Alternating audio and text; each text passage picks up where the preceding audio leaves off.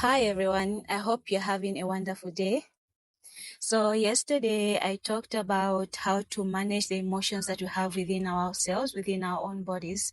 But one might ask, okay, Rahima, I've heard what you explained yesterday and I'll try to implement that. But I'm in a situation, let's say for example, I value this person a lot, but I always find myself being hurt by what they're doing or what they're saying. And it really takes me to a point where I feel drained and I've lost hope and I'm stuck. I've tried to communicate to this person, but nothing seems to change. And I don't know. I don't really know how best to work around it. I'm almost reaching a point of giving up on this person. So what should I do in this situation? So let's say your friend keeps on passing on a certain comment. When you put on a shirt that is so dear to you, a comment like, oh, you look so vintage. Why do you dress so oldies, for example, right? How do you then address such a comment? Let me introduce you to a concept called non-violent communication. So non-violent communication is a way of expressing what you're feeling, at the same time telling that person what you need for that feeling to stop. And it involves 4 stages, which I'll quickly walk you through over. So the first one is to observe what is happening.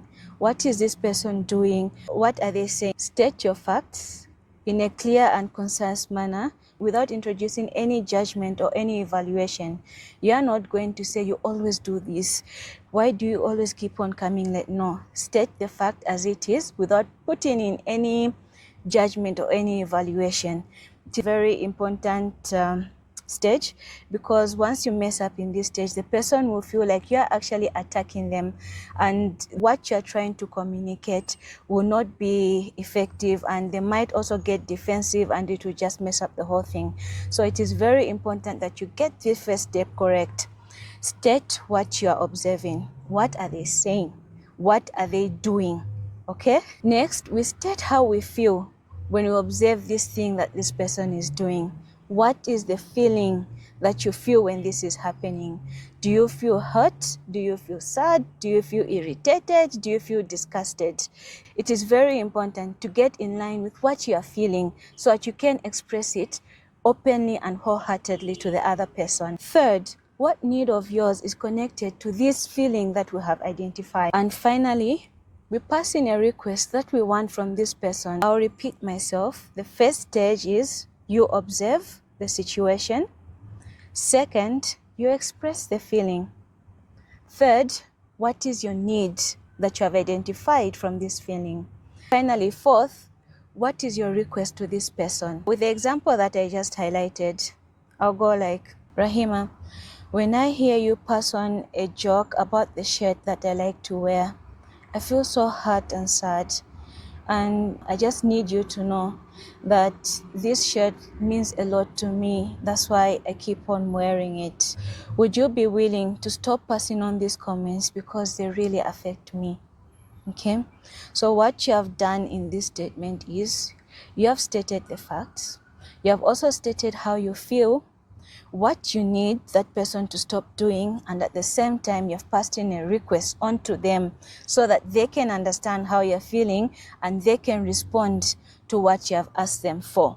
Let me give you another example. Let's say you're dealing with your teenage son and he messes up the bathroom and clothes are all over the floor. Okay, so I'll go like, Sabri, who is my son, when I see a pile of dirty clothes on the floor, I feel irritated because I'm needing a more orderly place in this bathroom that all of you guys together with your siblings share. I will then go on and make my request by saying, would you be willing to put these dirty clothes in the washing basket? I hope it's now much clear on how to go about this process. I just want you to know that oftentimes how we communicate to the people around us might not be effective. That's why we don't see the results that are happening. Then, as I highlighted earlier before, if you come from a place of being judgmental already, that person will become defensive and what you're trying to communicate won't be heard, and it will just make things worse. At the same time, you are coming to this discussion with compassion and an open heart. So definitely that same person you're communicating with will also enter in that conversation in the same in the same spirit that you're bringing along. It might not work the very same day, but when they go back and reflect, oh, well, this person said this and that, and oh, for sure, if this person is being hurt by what I'm doing and what I'm saying, maybe there's room for me to work around what she's saying, and hopefully I can improve and stop her from feeling the way she's feeling. If you have communicated the way I've advised you and you have tried so many times to relay the message, then just know that this has nothing to do with you, but with the other person. And if they are not willing to work on that to prevent that from happening, then there are always other steps that you can take. So this concept of nonviolent communication can be used in all areas of your relationship, with your family, with your kids, with your friends, and also with your workplace area and your workmates. So I urge each and every one of you to start practicing this and see how best it goes.